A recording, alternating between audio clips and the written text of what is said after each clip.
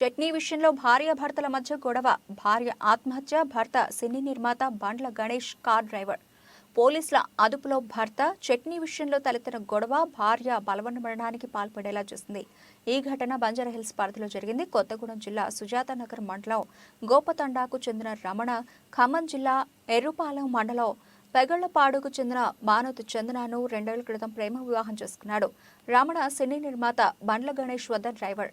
చందన ఓ ఆభరణాల దుకాణంలో పనిచేస్తోంది. వీరిద్దరూ బంజారాహిల్స్ రోడ్ నెంబర్ 2లోని ఇందిరానగర్లోని అపార్ట్మెంట్లో ఉంటున్నారు. ఆదివారం రాత్రి ఇంట్లో భోజనం చేసే సమయంలో చట్నీ ఎక్కువ వేశావంటూ రమణ భార్యతో గొడవ పడ్డాడు. సోమవారం ఉదయం అతడు విధులకు వెళ్లగా భార్య పలుమార్లు వీడియో కాల్స్ చేసింది. అతడు స్పందించకపోవడంతో ఫోన్ చేసి కావాలనే తనతో గొడవ పడుతున్నావంటూ పెద్దగా కేకలు వేసింది. తాను చనిపోతున్నానని చెప్పి ఫోన్ పెట్టేసింది. అనుమానం వచ్చిన రమణ ఇంటి యజమానికి ఫోన్ చేసి త్వరగా తన ఇంటికి వెళ్లాలని కోరాడు. యజమాని ఇరుగు పొరుగు వారి సాయంతో తలుపులు పగలగొట్టి లోపలికి ప్రవేశించగా అప్పటికి ఆమె విగత జీవిగా మారింది. భర్త రమణను పోలీసులు అదుపులోకి తీసుకున్నారు. చందన కుటుంబ సభ్యులు ఫిర్యాదు చేశాక కేసు నమోదు చేస్తామన్నారు.